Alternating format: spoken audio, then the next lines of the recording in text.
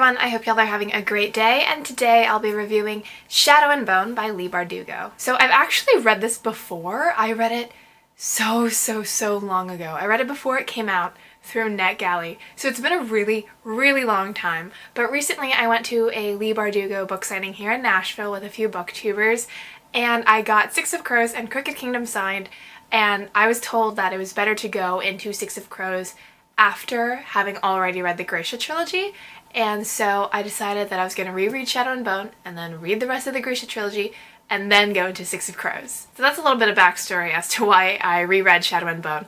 But as to what Shadow and Bone is actually about, Shadow and Bone is a fantasy book set in a world inspired by Imperial Russia, and there are certain members of the population called Grisha who have special powers to manipulate matter, and so there are people who can make your heart stop beating, or fix blemishes on your face, or move around air like airbenders, cool things like that. And the nation in which this book is set, the one that's inspired by Imperial Russia, is actually split by this sea of darkness, and they call it the Fold. And in order for them to not have their nation's economy stall, they have to cross through this dangerous darkness to facilitate trade and things like that. But the thing about this darkness is that it's not just like a sea of darkness. There are also these horrible creatures that live inside of it that'll attack you when you're crossing. But anyway, our main character, Alina, when she's crossing this darkness, she discovers that maybe there's something special going on about her too. So that's essentially the premise of this book. Like I said, I had read this before, like years and years ago, and I was surprised at how little I remembered of it. Like, I remembered the characters' names, and I remembered what made Alina special, but I couldn't remember why I disliked certain characters or where the plot was going. Eventually, as I continued reading, I would be like, oh yeah, that's why I stopped liking character X, or oh yeah, I forgot that character Y could do that. But those are realizations that came only after the fact. I think Shadow and Bone was interesting. I enjoyed reading it. I found the powers to be really cool, and I liked how Leigh Bardugo brings in this question of how these magical powers can hold up against the development of modern technology. It feels like there are two worlds colliding, you know, like this magical fantasy world where people have powers, and then the real world where we have guns and firearms and things like that. And they aren't really two separate worlds in this book because Leigh Bardugo purposefully, I think, grounds her magic in science, I guess. I mean, not in a super scientific way or anything, but still her powers are tethered to the real world, and so the worlds aren't really separate, but it feels like two separate worlds are colliding just because we never really see that in fantasy, I feel. I don't think the writing style is all that great. I really do feel like it's obvious that this is her first published book. The writing doesn't feel super fluent or super smooth yet, but I'm sure that'll change in the future. And I think the relationship between Alina and one of the characters in the book felt very flat to me, but I think I'm going to talk about that in the spoiler section. Overall, I liked Shadow and Bone. I don't think I liked it as much as I did the first time I read it, but I still see the appeal. I think it's fascinating. I think it's unique. The characters are pretty compelling to read about. I think the writing style itself is weak, and I don't think very much happens plot-wise in the book, but I still thought it was a good read. So if you haven't read Shadow and Bone, then I would advise leaving in 3, 2, 1, goodbye.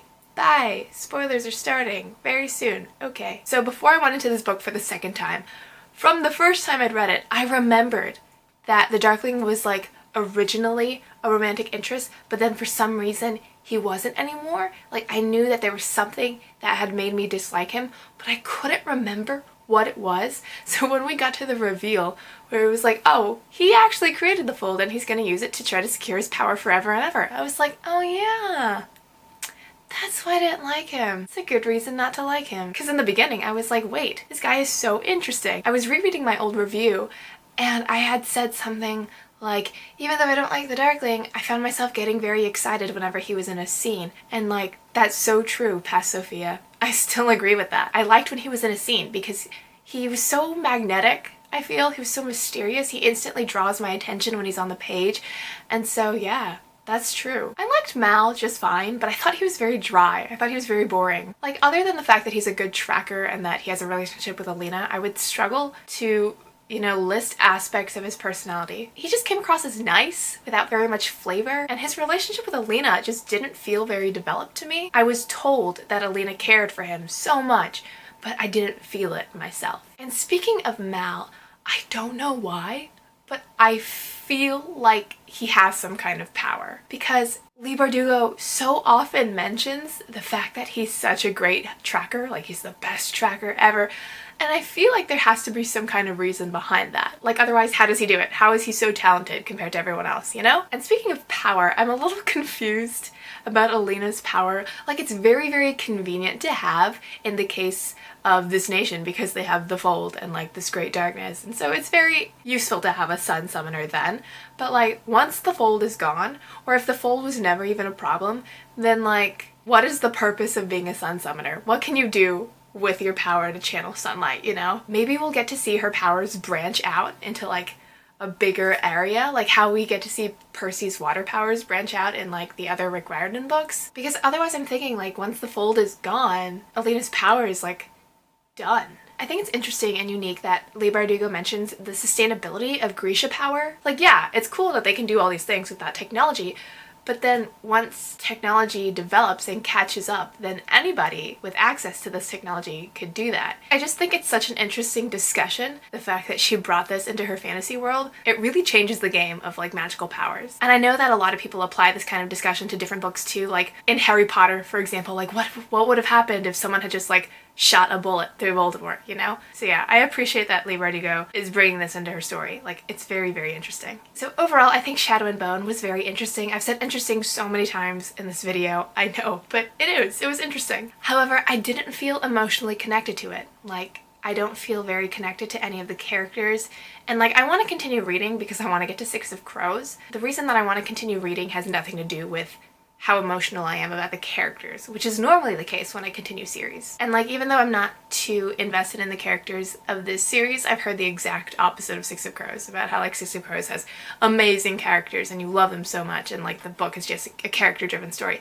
So I'm really excited to get to that series. But as for this one, it's fine. I'm gonna continue reading. I think it's interesting. It's not my favorite, but it's, you know, it's not bad. It's pretty good. So let me know what you thought of Shadow and Bone. I would love to know. I've already started the very beginning of Siege and Storm, so hopefully I can finish that. I do have exams and projects and stuff like that, but you know, that's like all the time. That's never going to stop. So hopefully I can, you know, carve out time to read. Thanks so much for watching. I hope y'all have a fantastic day and happy reading. Goodbye!